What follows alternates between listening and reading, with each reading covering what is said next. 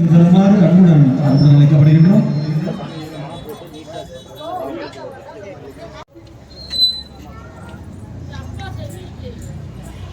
अभी अभी हवन संपूर्ण हुआ है। हवन संपूर्ण होने के बाद साईं बाबा जी के सेवक, साईं बाबा जी की सेविकाएं, साईं बाबा जी के भक्त एक अपनी ग्रुप फोटो के लिए, तो बहुत बड़ा सौभाग्य है इनके परिवार का, जिनको साईं बाबा जी ने अपनी आज्ञा दी, अपना हुक्म दिया।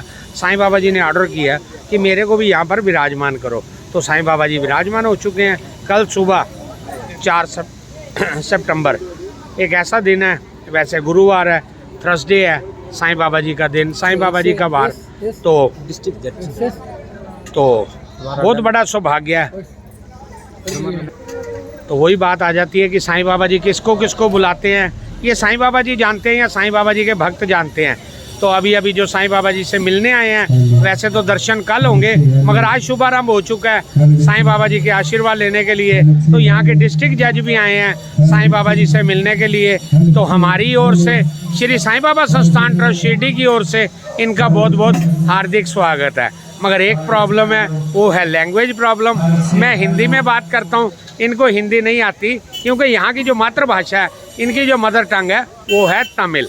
फिर भी इनका heartily welcome by Shri Sai Baba Sansthan trust Shirdi. ओम साई राम, जय साई राम।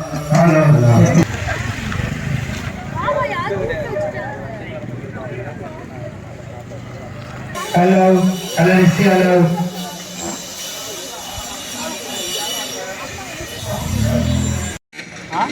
तो अभी अभी पूजा अर्चना संपूर्ण हो चुकी है। पूजा अर्चना के बाद आए हुए भक्तों को प्रसाद दिया जा रहा है।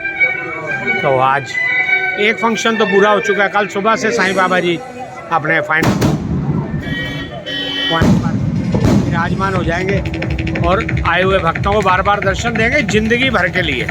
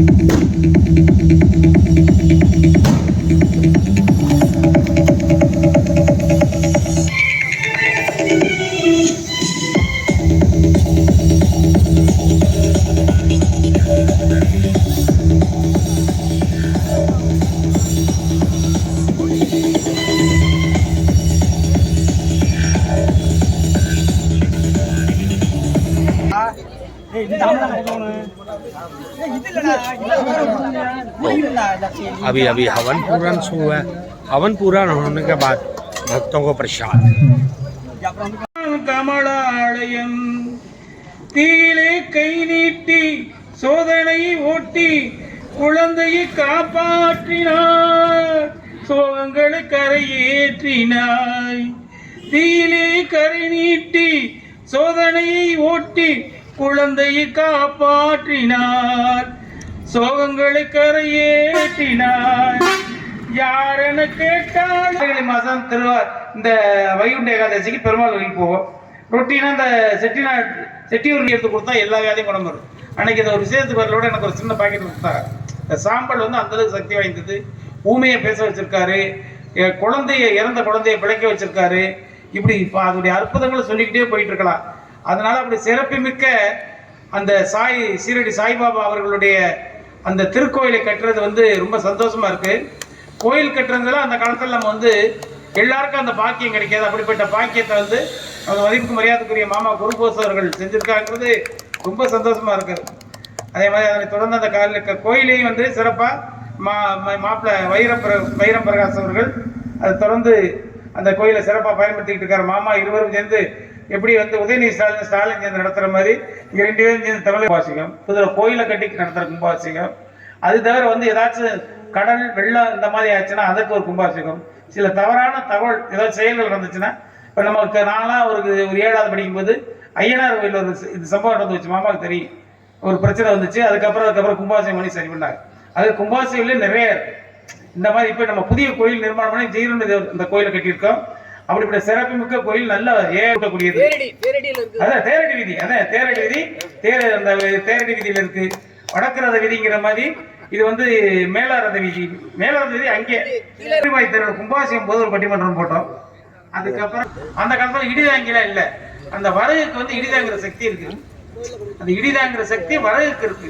அதுக்காகத்தான் வச்சிருக்காங்க. இன்னொரு கொஞ்சம் முற்போக்குவாதி என்ன சொல்றாங்கன்னா, சில சமயம் ரொம்ப கடும் பஞ்சம் ஏற்பட்டு வெள்ளத்தால் வந்து விதைநெல்லாம் இல்லாம போச்சுன்னா அந்த கலசத்தை எடுத்து அதுல இருந்து வந்து விதை கொண்டு வச்சுருவாங்க. இந்த மாதிரி நிறைய வந்து கும்பாபிஷேகம் சாதாரணது இல்லை.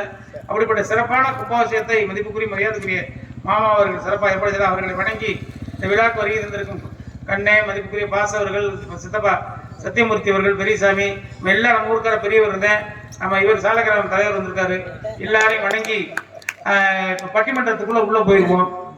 அதாவது வந்து இல்லறத்திலும் ஆன்மீகத்திலும் ஒவ்வொன்றுமே ஆட்டோமேட்டிக் என்ன ஆகுது, பக்தியோட இணைஞ்சிருச்சோம்னா உடல் தூய்மையாகிறது.